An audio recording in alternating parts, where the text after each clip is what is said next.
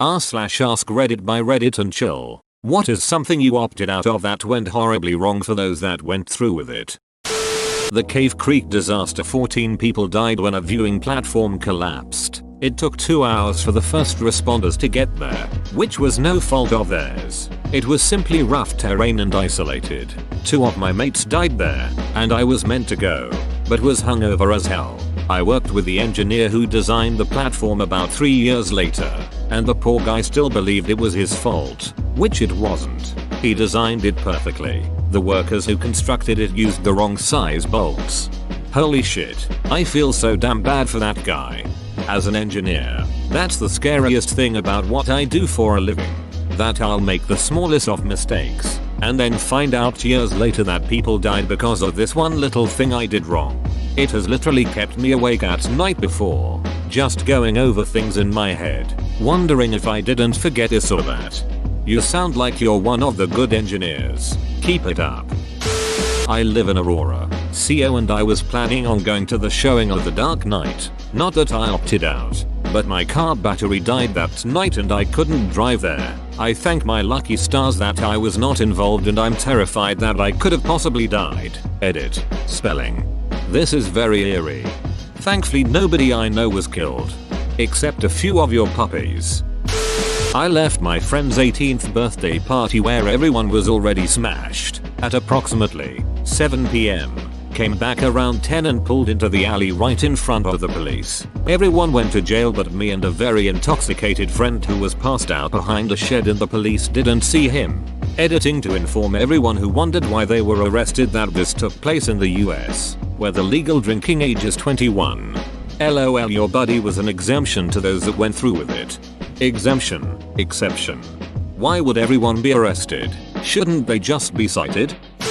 On a road trip, everyone stopped at a Sonic and got burgers. I didn't get anything because I didn't want to be too gassy in the car. Everyone got terrible food poisoning. Except me.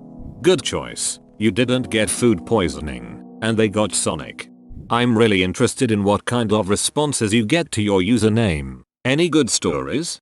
Lots. I wouldn't share them without permission, though, and a lot of them are too personal to ask. I'd recommend r/life in a post, if you're really interested. Not me, but back in the early 80s my dad was diagnosed with leukemia. I don't have all details correct, but the gist of it is, him along with several other people with the same affliction were given the choice to undergo the traditional method of treatment involving bone marrow transplants and whatnot, or go through with some kind of newer, experimental version of chemotherapy. Out of the group of around 10 people, him and a Catholic priest chose chemo, while the others chose the bone marrow transplants. My father and the priest were the only ones to survive. Not everyone who has a bone marrow transplant survives, but for those that do, the recovery can be complete. My dad had one in 2012, and he's doing great. At the time he had his transplant, survival rates were a little better than 50% at the 2 years post-transplant mark.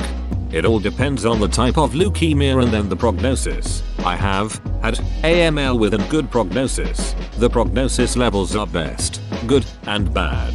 With a good prognosis, I had a 50% chance of traditional chemo giving me a survival of 5 years post-treatment. 1 year post-treatment, I relapsed and had to get a transplant. A 10 out of 10 HLA unrelated donor was found. Anyways, I was talking to my nurses and were hearing stories of how different things were just 10 years ago. I had my transplant in 2012. 10 years ago at MD Anderson. The floor was a completely isolated floor, isolated rooms, and generally a terrible place to be. It was a prison to help you live, and even then, the infection rate and complications were high. The way bone marrow was harvested and handled was completely different from today. I can only imagine what it was like in the 80s. Cutting edge medicine that is proven, but still learning how it all worked. Knowing that HLA tissue type is important in matching, but not knowing that 4 matched markers is not good enough till enough studies have been done. I am happy your father is around. I will say you are the first person to make me actually think about those before me. If it wasn't for those who came before me, who were the brave to take the risk, I wouldn't be here. Thanks to the progress made by their lives, I am here. My life is built upon the sorrows and pain that other families and patients have gone through. Every sample of blood that they have given, every bone marrow biopsy, every complication, every reaction that has happened before me, has helped me. Company I worked for, large multinational, relocated the division headquarters from where they had moved me 5 years before to a shithole city. They called it a lateral move, so there would be no pay increase. I took the severance package and negotiated 6 additional months of work to train my replacements. During the 6 months I also got to attend a major user conference on the company expense. Bonus. With 2 months left in my tenure, they announced they were dissolving the division and selling off the resources. Most of my co-workers were left unemployed in a new city with no connections or prospects. I, on the other hand, stopped working on my designated day, a Friday, and started working my next job for more money the next Monday, with a nice fat severance check arriving 4 weeks later. Similar situation. Our large network operations center in the Washington, D.C. area. After our director passed away suddenly and was replaced by someone who managed us from halfway across the country, had its work reassigned to 2 centers, one in Ohio and one in the Philippines. We were offered a small relocation package but no bump in pay, as the cost of living in this area of Ohio was quite a bit less than in the DC suburbs. Some of my colleagues decided to go to Ohio. I found a different position within the company at the same location. Within a year of my co-workers moving to Ohio, they were told the entire operation was moving to the Philippines, and there was no relocation opportunity for any of them there. I swear. Large, multinational corporations treat their employees like cattle. It's repulsive, but it's a living, I suppose. When I was a kid, my family was supposed to take a bus trip to visit my aunt. My dad had a bad feeling the morning we were supposed to leave, so we cancelled the trip. The bus was on a bridge that got hit by a ship and it went off into the water. I don't remember how many people died, but thank goodness my dad listened to his instinct. Wow, that scene sounds like something straight out of a movie. Final destination. You'll all die. Eventually. Yep.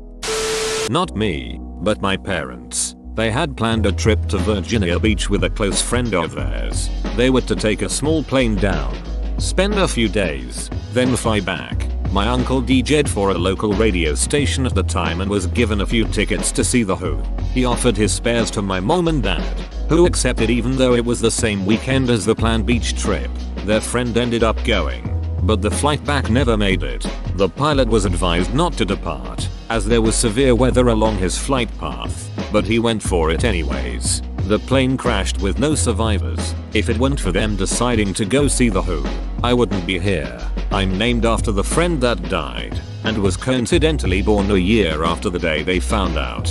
Who told the pilot not to fly? Was it ATC? If so, why the yuck would they let him go anyways?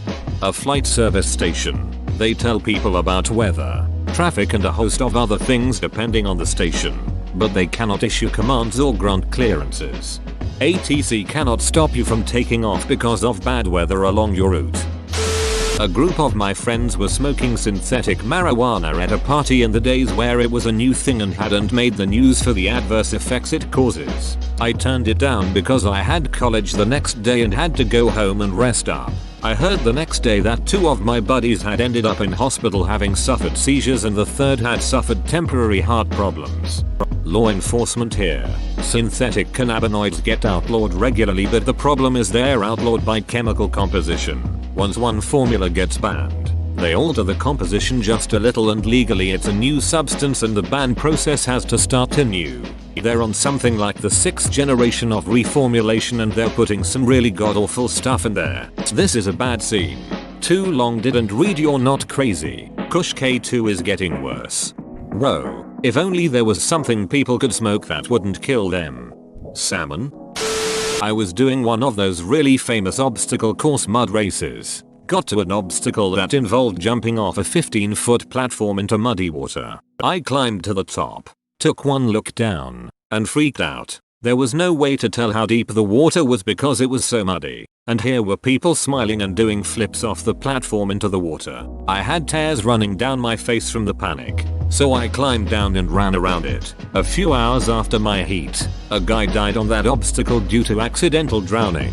He went down and didn't come back up and just simply went unnoticed in the excitement and energy of the crowd. Which was my fear to begin with. Link. Journal Newsnet link. Fixed a word. I work as a medic at that race. I know the exact obstacle you're talking about. I worked that event in November and they didn't even mention that this had happened to us. All the lifeguards were even talking about what they might do, and I don't remember a consensus being reached. My roommate and another very good friend competed in that race as well. They had similar feelings to yours, and were worried about their clothes and shoes weighing them down in the water, so also decided to skip the obstacle. I'm really thankful that they, and you, made that choice. Thankfully this wasn't me, but my friend was involved in it. A family was out making their first tandem skydive together at my home drop zone. The girl, I'll call her Lucky, had just turned 18 and she wanted to do a skydive but didn't want to go first once she arrived at the drop zone.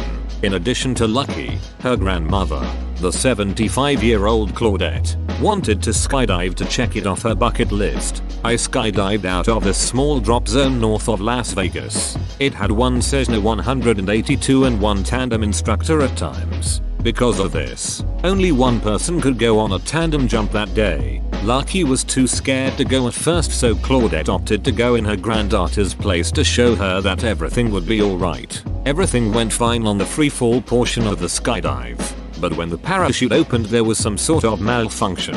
The main canopy got tangled up somehow with the reserve and sent Claudette and her tandem skydiving instructor, my friend James Finesse-Beck, plummeting towards Earth at a high rate of speed. James was unable to get the parachute opened and they impacted the ground. James, the hero that he was, put his back towards the ground to receive the full impact of the blow. He was trying to save Claudette. Sadly, she would pass away shortly thereafter. As sad as this is, I always think that fate, luck, or whatever you want to call it, put Claudette in the plane that day to save the life of Lucky.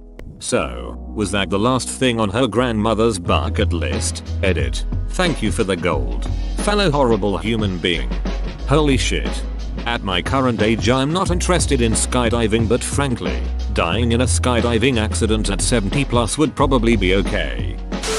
Last year was my first year as a Northeastern student. The Boston Marathon was going on about a mile away and my friend messaged me asking if I was still planning on going to see the finish line with them because it was Patriots Day and we had no class. Fortunately, I was a lazy yuck and decided I'd rather take a nap than follow through on my plans with friends. Turns out my friends ended up not going when I decided not to meet up with them.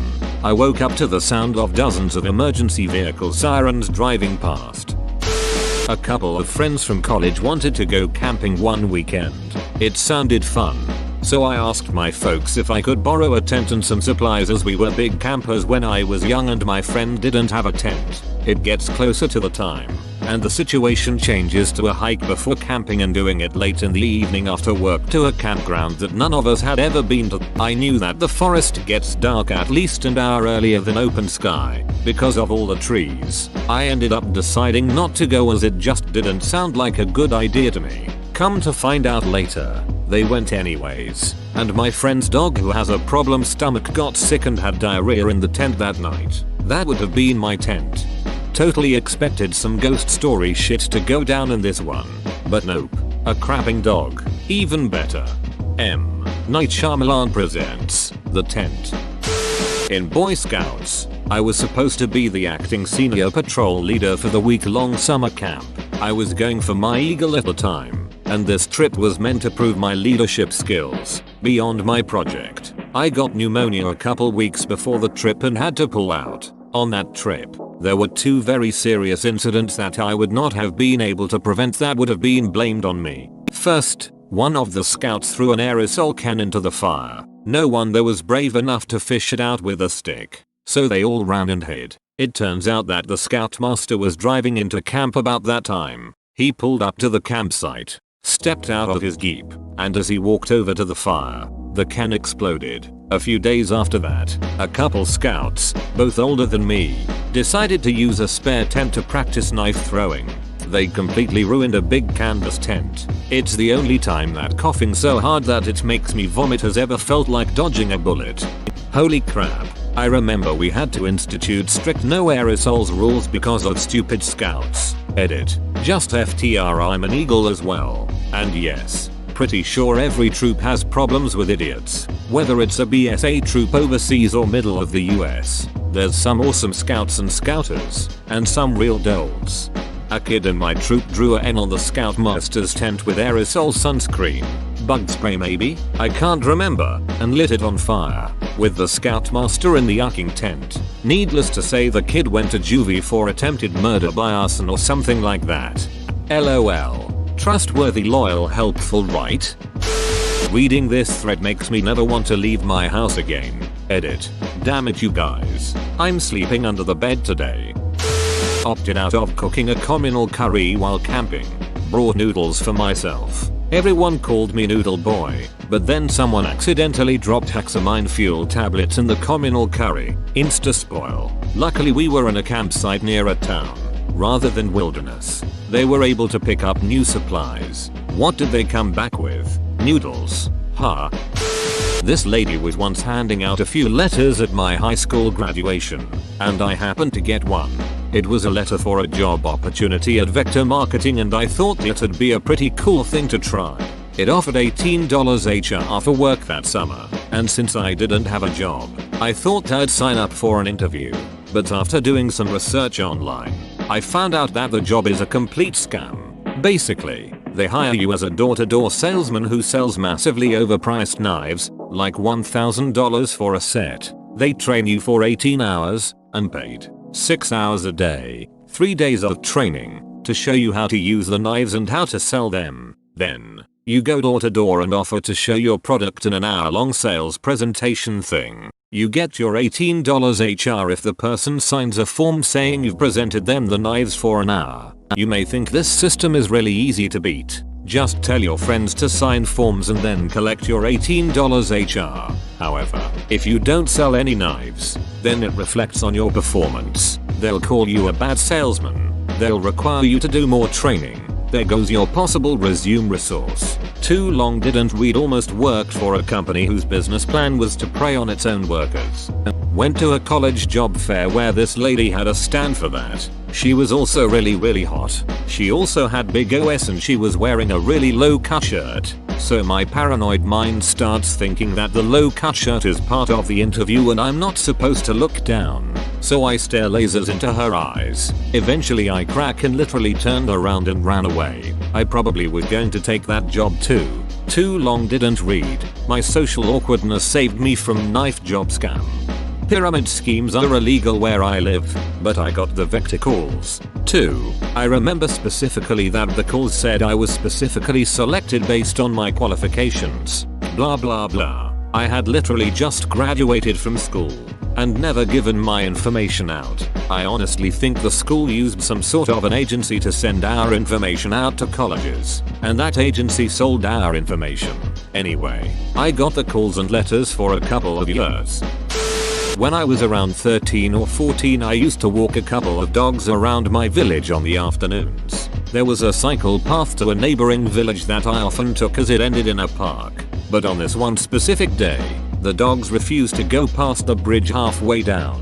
When I was younger, my father warned me not to stand underneath this bridge as a car had crashed through the barrier in the past of all the weird stuff he could warn me about. But hey, and I therefore wanted to get out of the crash zone as it were. Instead of fighting with the dogs, I turned round and went the other way. A man shot himself just around the corner from the bridge around the time we were there. I 100% believe dogs have an extra sense. Their senses of hearing and smell are hundreds of times better than ours. So who knows what they picked up on? The smell of gunpowder? The suicidal man's sweat? The sound of his heart pounding? Not me, but my dad. He grew up in a rougher area of town. Basically his childhood reads like an S.E. Hinton book. Well, him and his best friend are at a party and my dad decides to leave to hang out with this girl. Never sees his best friend again. All winter his friend is missing and beckons him to run away until spring comes and they find his body in a stack of tires in a storage yard. Apparently my dad and his friend had pissed these two dudes off. Coincidentally, the two suspects die within a year of the body being discovered. One by a house fire and the other carbon monoxide poisoning.